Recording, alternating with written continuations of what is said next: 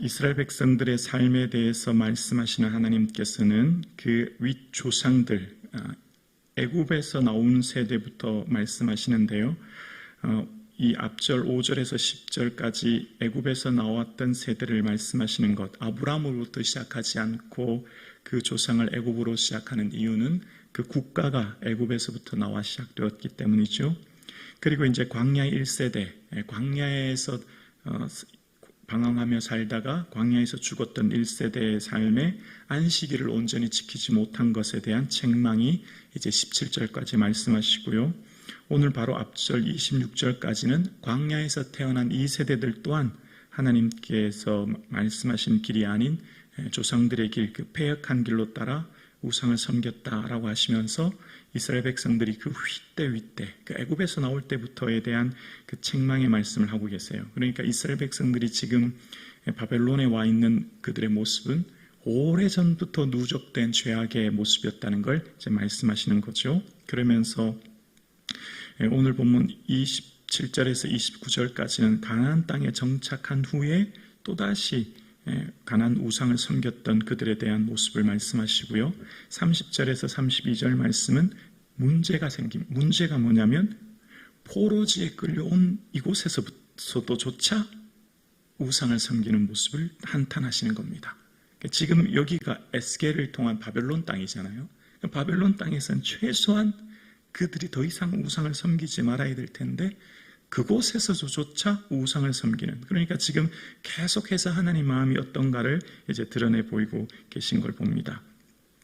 자, 오늘 본문 27절인데요. 그런즉 인자야 이스라엘 족속이 말하여 이르라 주 여호와께서 이같이 말씀하셨느니라 너희 조상들이 또 내게 범죄하여 나를 욕되게 하였느니라. 또 내게 범죄했다. 여기 또라는 말은 여전히 이처럼인데요.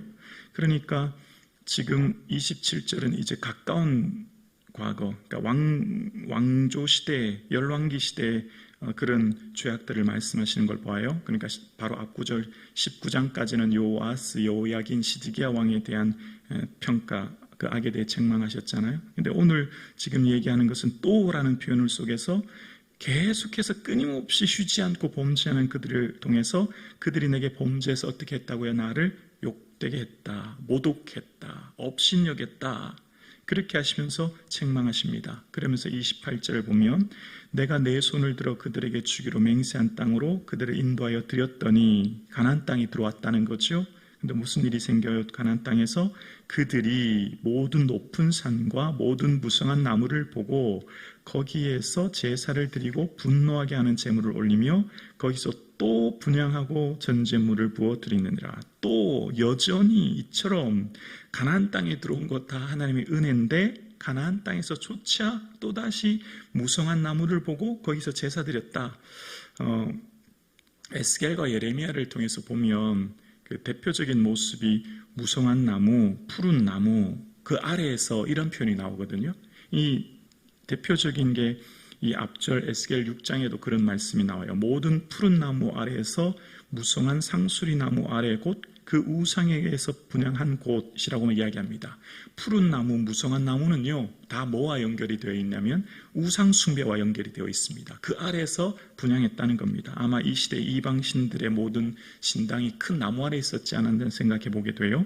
그 예레미야에도 예레미야 20장에 보면 푸른 나무 아래에서 너희 몸을 굽혀 행음했다, 이런 표현이 나와요. 그러니까 푸른 나무, 무성한 나무는 다 우상 숭배 장소로 등장하는 겁니다. 참 그렇습니다. 하나님께서 지으신 이 피조물, 모든 만물을 보면서 하나님을 보고 기뻐하고 경배하들 그들이 마치 틈만 나면 우상 숭배하는 듯한 그런 모습을 보게 되죠. 그러면서 이제 질문을 하시는데요. 29절과 31절에 이제 두 가지 질문을 합니다. 첫 번째 질문이 29절에 나와요. 이에 내가 그들에게 이르기를 너희가 다니는 산당이 무엇이냐 하였노라. 그것을 오늘날까지 바마라 일컫느니라. 바마라는 말은 산당이잖아요. 너희가 다니는 산당이 무엇이냐를 원어에 가깝게 해석하면 이렇습니다. 너희가 다니는 바 그곳, 그 산당이 무엇이냐. 그곳, 그 장소를 계속 강조하죠.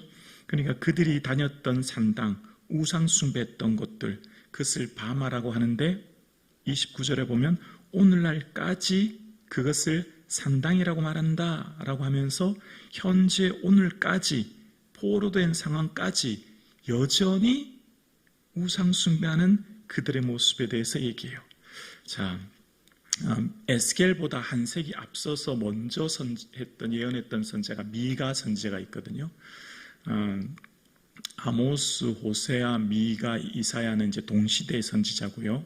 그 다음에 예레미야, 또 그 다음에 에스겔 이렇게 나와요. 그러니까 에스겔보다 먼저 앞서서 예언했던 미가 선지자가 이런 예언을 하면서 한탄하는 내용이 나옵니다. 미가 1장 5절에 보면 뒷부분만 읽을게요. 유다의 산당이 무엇이냐? 산당은 이제 우상 숭배했던 장소잖아요. 유다의 산당이 무엇이냐? 예루살렘이 아니냐라고 하면서 책망합니다. 이게 무슨 말이죠? 산당과 성전의 차이가 없다는 겁니다. 이게 말이 안 되는 거잖아요. 우상 숭배하는 산당이나 예루살렘 성전이나 차이가 없다. 뭘 말하죠? 겉은 외형적으로 하나님을 예배하는 것 같은데 속은 여전히 우상 숭배하면서 위선적인 모습으로 예배하러 오는 그들을 향해 책망하는 거예요. 산당과 성전이 어떻게 같을 수 있겠습니까? 거룩하신 하나님의 성전이 어떻게 산당과 같냐고요? 근데 미가 선지자가 이렇게 책망하는 것은요, 유대인이 가장 모욕적으로 들리는 말입니다. 유대인들이 가장 치욕스럽게 느끼는 게 성전에 대한 모욕이거든요. 근데 미가 선지자가 유대 사람들을 가장 모욕하는 말이 이 말이었습니다. 근데 오죽하면 이 말을 했을까요? 지금 미가 선지자 시대의 많은 사람들 하나님께 성전에 예배하라고 온다고 하지만 여전히 속으로 위선적인 모습으로 또 우상을 섬기면서 하나님도 섬기는 이런 이중적인 모습 속에서 하나님이 그를 통해 책망하는 거예요. 그러니까 지금 그런 모습이 끊어지지 않고 언제까지 왔냐면 여기까지 온 거죠. 지금 포로지에까지 주님 너희가 다니는 산당이 무엇이냐는 답변을 드리려고 하는 질문이 아니에요. 책망하듯이 한탄하듯이 하는 말씀이죠. 마치 아담아 내가 어디 있느냐라고 하는 말씀처럼 말입니다. 그러니까 여기서 지금 하나님이 얼마나 마음이 아프신가를 드러내 보이시는 겁니다. 그러면서 현재 이곳에서 현재 지금 바벨론 땅에 온 그들에게서 무슨 일이 일어나느냐 30절에 보면 그러므로 너희는 이스라엘 족속에게 이르라 주 여호와께서 이같이 말씀하셨느니라 너희가 조상들의 풍속을 따라 너희 자신을 더럽히며 그 모든 가증한 것을 따라 행음하느냐. 너희 조상의 풍속을 따라 풍속이라고 하는 그 길을 말하거든요. 그러니까 조금 전에 미가 선지자를 통해서 책망하듯이 지금 이 바벨론 땅 이곳에서조차도 그렇게 악을 행하는 모습을 행하고 있는 겁니다. 여기서 이제 한 번 더 생각해 볼게요. 미가 선지자를 통해서 책망했던 산당과 예루살렘의 차이가 없었다고 하는 그 책망 또 바벨론 포로지에 와서까지도 우상을 섬기는 이스라엘 유다 민족을 보면서 그들 속에 끊임없는 우상 숭배의 모습을 봅니다. 자, 그러면 우상이 뭔가를 다시 한번 생각해 볼게요. 우상은 자기 자신의 주인이 되는 겁니다. 하나님을 향한 옳지 않은 태도예요. 하나님께서 나를 창조하셔서 내가 그 은혜로 여기 있는데 그러면 나는 하나님을 온전히 의지하고 주인 되신 하나님께 순종해야 될 내 삶이 내가 주인이 되어 내 뜻, 내 기분, 내 감정, 내 마음대로 내 삶을 경영하고 내 뜻대로 살아보겠다고 하는 의지 그래서 하나님과의 그 관계가 단절되어서 하나님의 풍성한 은혜, 영원한 자원의 은혜를 공급받지 못하는 상태거든요. 근데 이런 모습이 끊임없이 나타나는 건 신약에서도 그래요. 여러분 신약에서 가장 성령 충만한 그 능력의 역사가 나타날 때가 언제입니까? 사도행전 아닙니까? 초대교회가 사도행전 2장이 잉태되지 않습니까? 오순절날 성령 강림으로 이 초대교회가 예루살렘 교회가 처음으로 잉태 생깁니다. 그러면 그 교회 공동체 안에 성령만이 운행하고 역사하시고 성령의 능력만이 드러나야 되지 않습니까? 그랬습니까? 여러분 사도행전 보면 교회 내에 일절 사단이 틈타지 못하고 성령님만 운행했나요? 성령의 능력만 드러났나요? 아닙니다. 아니에요. 어떤 일이 있었죠? 오순절날 성령 강림 사건 이후에 떡을 떼며 교제하여 교회가 폭발적으로 성장하지 않습니까? 3,000명, 5,000명 성장해요. 그런데 여러분, 사도 바울이 아나니아가 제물을 드렸을 때 사단이 내 마음에 들어갔느냐라고 하면서 책망한 것 여러분 기억나십니까? 기억나시죠? 교회 공동체 안에 온전히 성령의 능력만이 주장하시고 충만해야 될 그곳에 사단이 아나니아의 마음을 통해서 틈탔던 모습을 이야기합니다. 마찬가지죠. 예수님을 온전히 따랐던 베드로 역시 예수님께서 사단아 물러가라고 책망하셨죠. 뭘 말하는 걸까요? 여러분, 우리의 삶에 온전히 성령이 다스림과 그 통치가 있지 않으면 우리 역시 시험에 들 수 있고 내가 사단의 종로로 될 위험이 너무너무 많다는 겁니다. 우리는 성경을 보면서 나와는 상관없는 일, 이 이스라엘 백성들을 보면서 어떻게 이스라엘 백성들은 포로지에서까지 가서 저렇게 우상을 섬기느냐, 이렇게 혀를 찰 일이 아니라는 겁니다. 나도 깨어있지 않으면, 성령의 충만한 다스림과 임재 안에 있지 않으면 내 인생의 주인이 내가 되어 내 모든 좋은 소견에 옳은 대로 행할 위험이 있고 나마저도 사단의 종로로 될 위험이 있기에 어떻게 해요? 늘 깨어 있어야 된다는 겁니다. 나는 죽고 예수로 사는 인생, 날마다 내 자신을 쳐 복종케 하는 삶, 날마다 주의 뜻을 묻고 주님 원하시는 그 길을 걸어가는 삶, 그것을 살기 위해 몸부림치는 삶을 살지 않으면 나도 어느 순간, 여러분, 개구리가 삶을 때 0.3도씩 물을 데피면 삶아 죽는다고 하지 않습니까? 뜨거운 물에 던지면 튀어나가지만 물을 미지근하게 끓이면 그곳에서 삶아서 죽는다고 하잖아요. 나도 내 자신을 날마다 마음밭을 새롭게 경성하고 깨어있어 말씀 안에 살지 않으면 내가 하나님 기뻐하는 존재로서의 삶이 아니라 나를 통해 하나님의 영광이 가려지는 일이 있을 수 있음을 늘 자각해야 되는 것을 말씀을 통해 깨닫는 겁니다. 너희 산당이 무엇이냐? 너희는 왜 그 가나안 땅에서부터 나왔던 그것을 버리지 못하고 여기까지 있느냐라고 책망하시는 거예요. 그러면서 31절에 두 번째 질문을 하시는데요. 너희가 또 여전히라고 말씀하시면서 포로지에 있는 그들에게 말씀하십니다. 너희 아들을 화제로 삼아 불 가운데로 지나게 하며 오늘까지 너희 자신을 우상들로 말미암아 더럽히느냐? 이스라엘 족속아, 너희가 내게 묻기를 내가 용납하겠느냐? 주 여호와의 말씀이니라. 내가 나의 삶을 두고 맹세하노니 너희가 내게 묻기를 내가 용납하지 아니하리라. 두 번째 질문은 뭐냐면 너희가 내게 묻기를 내가 용납하겠느냐? 용납하지 않겠다는 겁니다. 지금 앞달락에 지금 이 얘기가 시작된 게 뭐죠? 이스라엘 유다 장로들이 에스겔에게 하나님의 뜻을 물으러 지금 온 상황에 지금 말씀하시는 거잖아요. 근데 하나님의 뜻을 물으러 온 이들의 삶의 모습을 어떻게 해요?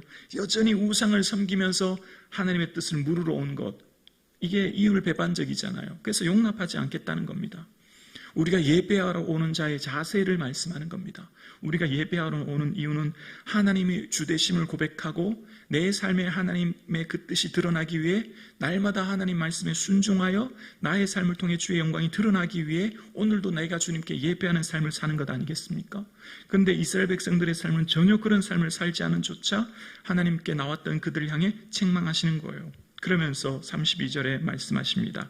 너희가 스스로 이르기를 우리가 이방인 곧 여러 나라 족속같이 되어서 목속을 경배하리라 하거니와 너희 마음에 품은 것을 결코 이루지 못하리라. 여기 목속을 경배하리라 라고 하잖아요. 여기 지금 에스겔, 예레미야와 같은 이 선지서를 읽을 때 주상, 목상, 형상, 신상은 다 딱 그냥 우상과 동일하다고 생각하면 됩니다. 우상 숭배와. 이게 목석은 돌과 나무잖아요. 목석 혹은 형상. 여기 형상은 대부분 무슨 짐승의 형상이거든요. 송아지라든지 이런 형상. 그리고 신상은 바알과 아세라입니다. 이때 당시에 신들은 다 그 당시 민족을 지키는 그 시대의 수호신 개념이었거든요. 그래서 얼굴이 사람의 얼굴을 하고 몸은 짐승의 몸을 하든지 혹은 얼굴이 짐승의 얼굴을 하고 몸은 사람 형상을 갖든지 이런 모습으로 대부분 신상이 만들어집니다. 그 이스라엘 백성들의 가운데 섬겼던 신들이 얼마나 많은지 아세요? 제가 한번 읊어봐 드릴게요. 사사기부터 한번 시작해 볼게요. 바알, 다곤, 아스타롯, 아세라. 여기서 끝이지 않아요. 열왕기에 넘어가면 어떤 신이 나오냐면 아드람멜렉, 아남멜렉, 그모스, 밀곤, 몰록, 여기까지가 열왕기 상까지 나왔던 섬겼던 신들입니다. 여기서 끝날까요? 아니요. 듣지 못했던 지난번 에스겔에 나왔던 담무스 같은 신들도 등장하게 되죠.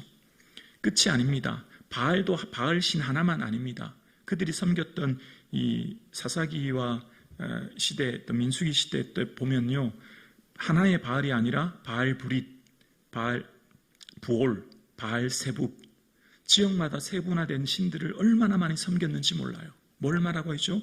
수많은 신들을 섬겼음을 이야기합니다. 오늘 그런데도 불구하고 이스라엘은 또다시 목석을 섬기겠다, 돌과 나무를 섬기겠다라고 이야기하면서 말씀하시자 하나님이 그들의 품은 것이 이루어지지 않을 거야 라고 이야기합니다. 오늘 본문을 통해 우리의 삶 가운데 이 죄를 끊기가 얼마나 어렵다는 걸 알게 됩니다. 여러분, 죄는 반복되지 않습니까? 죄는 관상의 법칙처럼 멈출 수 없는 끊임없는 중독성이 있지 않습니까? 오늘 본문을 통해 우리의 삶에 철저하게 내 옛사람을 벗어버리고 심령으로 새롭게 되어 하나님을 따라 의와 진리의 거룩하심을 입은 새 사람을 잇는 이 시간 되기를 주님의 이름으로 축원합니다. 철저히 내 삶이 나는 죽고 예수 그리스도로 사는 우리 심령이 새로워지는, 그래서 오직 주의 영광만이 드러날 수 있는 이 하루 되기를 주님의 이름으로 축원합니다.